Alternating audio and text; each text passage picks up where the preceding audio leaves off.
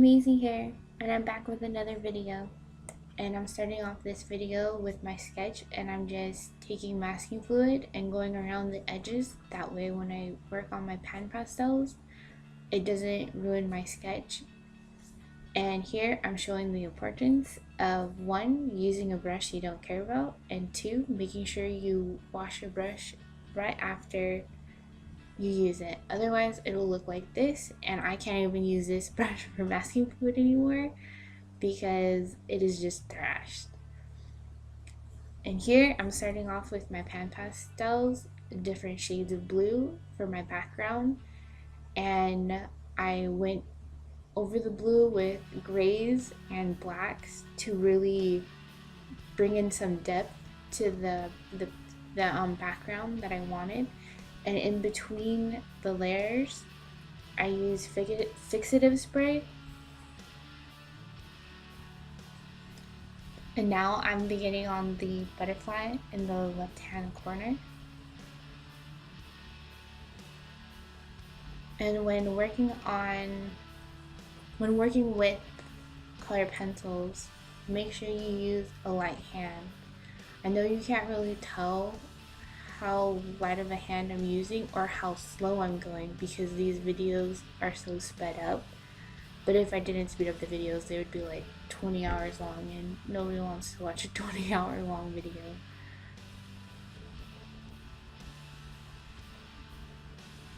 So for the butterfly, I used different shades of yellow, and I used greens and grays for the shadows, and a little bit of blues too. Since yellow and blue are complementary colors, I find that using complementary colors in shadows sometimes gives a better effect than going for, browns and grays. Those work sometimes too, but in certain cases, I don't know, using a complementary color for the shadows kind of brings something kind of interesting to the colors, if that makes sense.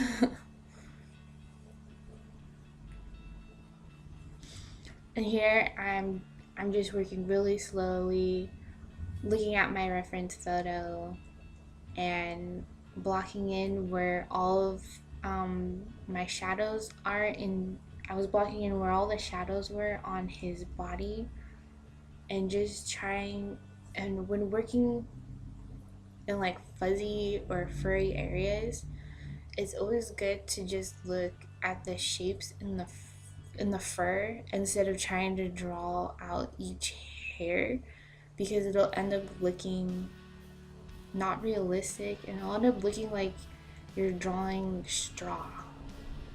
And here I blocked in the drop. I don't really know what to call it. It's kind of like a shadow outline, I guess you'd call it, and then kind of the rays of light pointing down to her hand. I actually went over that area many times. It was my first time trying to do a,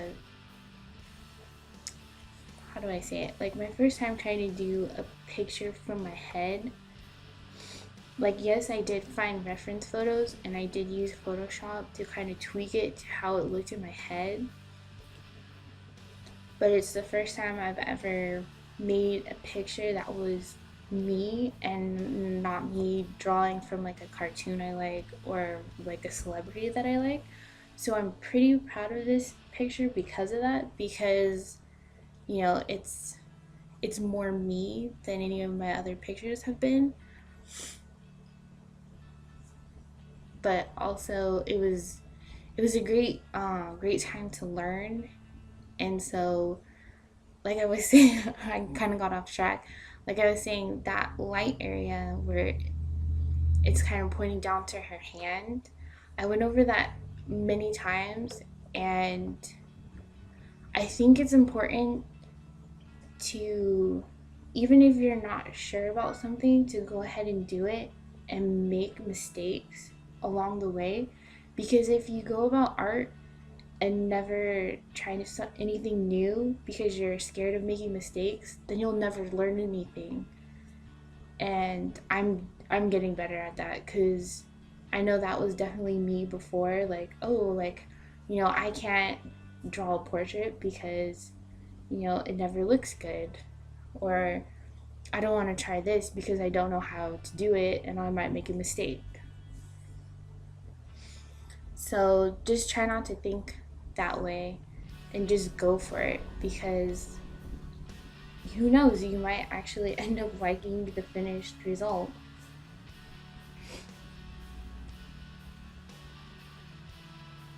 And here I'm starting to work on the skin, and when working on skin, I was trying to use pan pastels for the skin on this picture, but I found out that pan pastels do not work on top of I think I used Bristol board for this picture, Strathmore Bristol board, and or board, Bristol paper, and it didn't layer up as nice as I would have liked. It worked okay for the background because the background has really dark colors, but for like the lighter colors I was trying to use on the skin, it just was not picking up on the paper.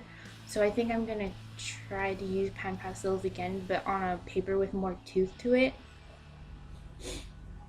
And how I colored in the skin was I used I believe it was sepia 50%, and I blocked in the area that I was working in, and then I worked in the shadows where I used sepia, purples, and like some olive greens to really deepen the shadows. I even used some really dark browns in certain areas to really bring out like where her neck and her jaw are. I used dark browns to really separate the two. And also when doing the neck, you'll notice that it's a lot darker than her face, and you want to make sure that you make the neck darker than the face. Otherwise, it'll look like she doesn't have a jaw, and it'll kind of make your picture look a little funny.